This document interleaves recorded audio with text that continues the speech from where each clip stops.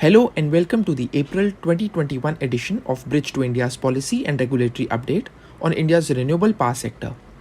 In this recap, we highlight important updates from central and state agencies as well as regulators. Let's begin with updates from the central government. Ministry of Power proposes to increase system size threshold for net metering. The Ministry of Power has issued a draft amendment to the Rights of Consumer rules issued just 7 months ago. The ministry has proposed to allow state regulators to decide size limits for net metering, gross metering or net feeding as the case may be. While the amendment acknowledges primary role of state regulators in determining such regulations, it clarifies that in case of lack of guidance from the state regulator, net metering may be restricted to consumers' connected load subject to a system size cap of 500 kilowatt. Rajasthan restricts net metering benefits to consumers with load of up to 10 kilowatt. Rajasthan has followed the Ministry of Power's lead to restrict net metering to consumers with sanction load of up to 10 kilowatt. Other consumers would be eligible only for gross metering. The state has reduced banking time limit from a year to a month. Residential consumers would be compensated for surplus power at weighted average tariff discovered in recent auctions, but there would be no compensation for other consumers. Gross metering tariff has been fixed at a 25% premium over weighted average tariff of utility scale solar power projects discovered in recent auctions, currently at around 2.41 rupees per kilowatt hour. HT consumers and systems installed under CAPEX model availing net metering would get 100% waiver on banking and wheeling charges and 50% waiver on cross subsidy surcharge and additional surcharge. Other consumers would be fully exempted from paying banking charges, wheeling charges, cross-subsidy surcharge and additional surcharge. The regulation would be effective from 1st July 2021. Rajasthan joins states like Uttar Pradesh, Gujarat, Karnataka and Haryana in increasing restrictions for rooftop solar power systems. As Rajasthan has amongst the highest tariffs for commercial and industrial consumers at 8.95 rupees per kilowatt hour and 8.5 paisa per kilowatt hour respectively, it remains an attractive market for rooftop solar power, although growth rates are inevitably expected to come down. Gujarat issues solar wind hybrid regulations.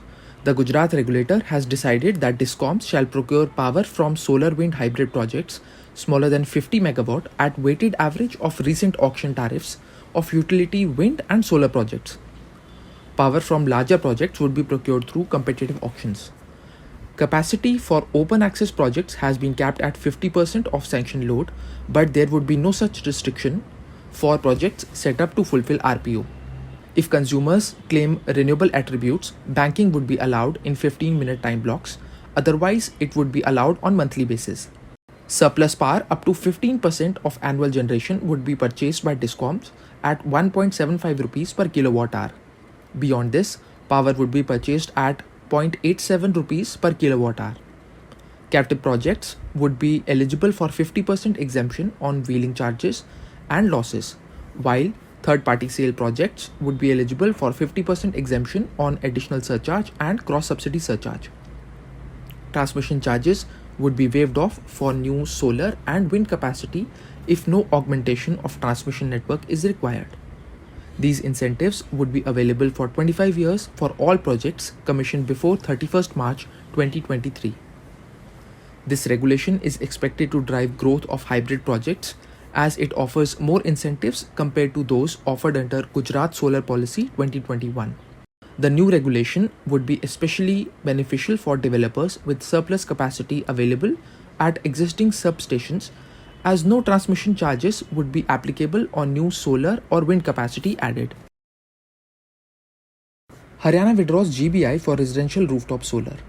Haryana regulator has withdrawn generation-based incentive of 1 rupee per kilowatt hour for residential rooftop solar power systems.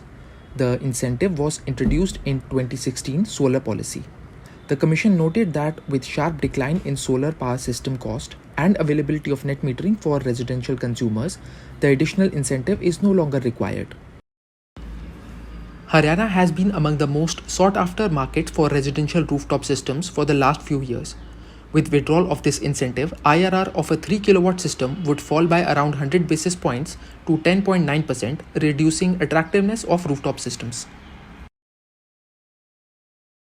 Maharashtra determines gross metering tariff.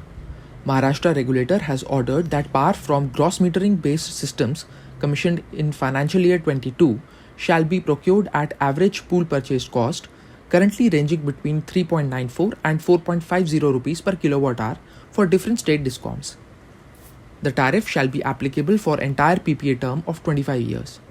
The Commission has also ordered that surplus power from net metering based systems would be procured at 2.90 rupees per kilowatt hour by all discoms.